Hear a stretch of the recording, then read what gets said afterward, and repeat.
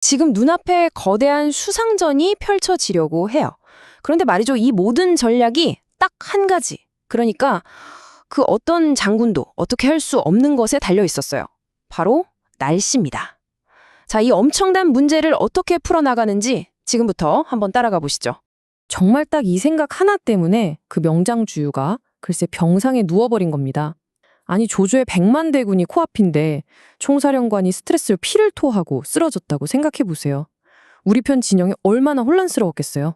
자, 오늘은 사령관의 병상에서 시작해서요, 전설적인 전투에 바로 그 전날 밤까지 이 바람이라는 게 어떻게 역사의 흐름을 확 바꿔놓는지 그 과정을 함께 따라가 보겠습니다. 첫 번째 이야기, 병든 책략가. 그야말로 혼돈에 빠진 나음이죠. 한번 상상해 보세요. 총사령관인 주유가 갑자기 피를 토하면서 쓰러집니다. 군대는 완전히 패닉에 빠졌겠죠. 근데 강 저편에서는 조조의 대군이 호시탐탐 기회만 엿보고 있는 정말 최악의 상황이었던 겁니다. 바로 그때 제갈량이 아주 자신만만한 표정으로 나타나서 진단을 내리는데 이게 아주 간단해요. 이 병은 몸이 아픈 게 아닙니다. 주유사령관 마음속에 무언가 꽉 막혀서 생긴 마음의 병입니다. 라고 딱 짚어내는 거죠. 와, 그리고는 제갈량이 딱 16글자로 된 처방전을 내미는데 이게 주유의 속마음을 그냥 그대로 꿰뚫어 본 거예요. 조조를 깨부술 비장의 카드, 화공, 그리고 그 계획의 딱 하나뿐인 치명적인 약점, 바로 동남풍이 불지 않는다는 것까지 전부 다 간파해버린 겁니다. 두 번째 이야기, 바람을 약속하다. 이건 뭐 거의 불가능한 맹세죠. 자, 여기서 제갈량이 정말 대담한 주장을 펼칩니다. 뭐냐면 자기가 직접 제사를 지내서 그 꼭 필요한 동남풍을 불러오겠다는 거였어요. 이 말을 들은 주유, 정말 지푸라기라도 잡는 심정이었겠죠. 그 자리에서 바로 오케이 합니다. 그리고는 군사 500명한테 당장 제단을 쌓으라고 명령하죠. 그만큼 절박했다는 뜻이에요. 이 재단 만드는 과정 좀 보세요. 엄청 복잡하고 신비롭죠? 근데 이게 그냥 보여주기식이 아니에요. 이런 깃발 하나하나, 제관들의 배치 하나하나에 다 의미가 있는 거죠. 제갈량은 아마 이런 정교한 의식을 통해서 군사들의 믿음을 얻고 또 어쩌면 자연의 변화를 예측하는 자기 지식을 신의 권위처럼 포장하려고 했을지도 몰라요. 자, 제갈량이 제사를 시작하고 하루가 지나도 바람은 안 불어요. 이틀째도 마찬가지입니다. 군대 전체가 숨을 죽이고 기다리고 주위의 의심은 점점 커져만 가죠. 그러다 사흘째 땀, 자정이 가까워질 무렵 마침내 깃발이 흔들리기 시작하면서 긴장감이 그야말로 최고조에 달합니다. 세 번째, 화공의 시작. 바람과 불, 그리고 배신이 휘몰아칩니다. 드디어 동남풍이 불어오자 주유는 엄청난 충격에 휩싸이죠. 그리고 바로 그 순간 모든 공격 계획이 시작됩니다. 바로 역사의 흐름이 바뀌는 순간인 거죠. 그런데 이 바람이 불자마자 주유는 아주 냉철한 계산을 하기 시작합니다. 아니, 저 사람은 하늘까지 움직이는 건가? 지금은 같은 편이지만 나중에는 분명 가장 무서운 적이 될 거다. 이렇게 판단한 거죠. 그래서 그 즉시 제갈량을 없애기로 결심합니다. 보세요. 이 두 사람의 머릿속은 완전히 다른 그림을 그리고 있었어요.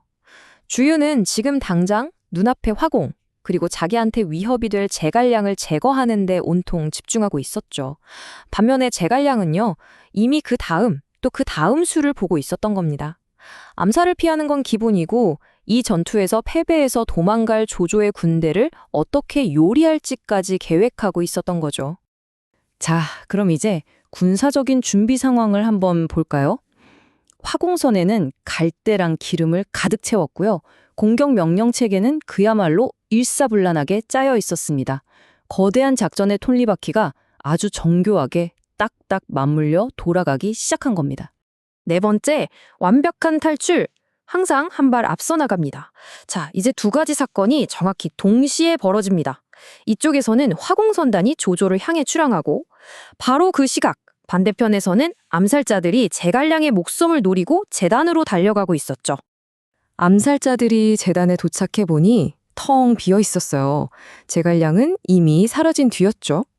주유의 부하들이 허둥지둥 제갈량이 탄 배를 발견하고는 미친 듯이 뒤를 쫓기 시작합니다. 그런데 바로 그들 앞에 제갈량이 미리 준비해둔 조자룡의 배가 딱 나타나 길을 막아서는 거죠. 추격전이 한창일 때 바로 그 전설의 장수 조자룡이 딱 나타납니다. 그리고는 활을 들어 단 한 발을 쏘는데 이제 정확하게 추격하던 배의 돛줄을 끊어버려요. 추격은 거기서 끝. 이야, 정말 그의 압도적인 실력이 빛을 발하는 순간이죠. 마지막 5번째, 매복과 딜레마. 다음 함정을 준비합니다.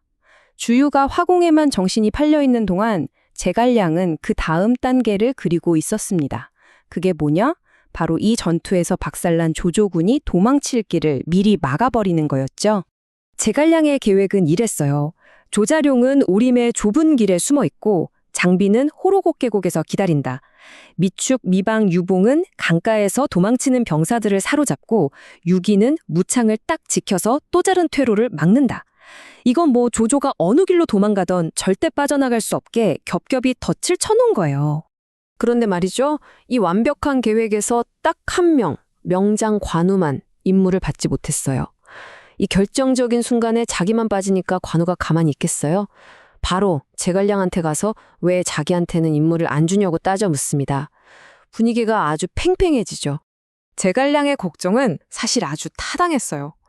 관우는 과거에 조조한테 큰 신세를 진 적이 있거든요. 그래서 제갈량은 관우의 그 의리 때문에 만약 둘이 딱 마주치면 조조를 그냥 보내줄 거라고 걱정했던 겁니다. 이건 뭐 전략과 인간적인 감정이 정면으로 부딪히는 상황인 거죠. 이 순간의 무게 한번 느껴보세요. 관우는 만약 임무에 실패하면 군법에 따라 자기 목을 내놓겠다는 굴령장에 서명을 합니다. 자신의 명예 그리고 목숨까지 전부 다 건 약속인 거죠. 결국 이야기는 이 하나의 질문으로 남게 됩니다. 과연 임무가 먼저일까? 아니면 갚아야 할 은혜가 먼저일까? 충성심과 개인적인 의리사리에서 이 위대한 장군은 과연 어떤 선택을 하게 될까요? 어쩌면 이런 어려운 선택이야말로 진정한 영웅을 만드는 게 아닐까요?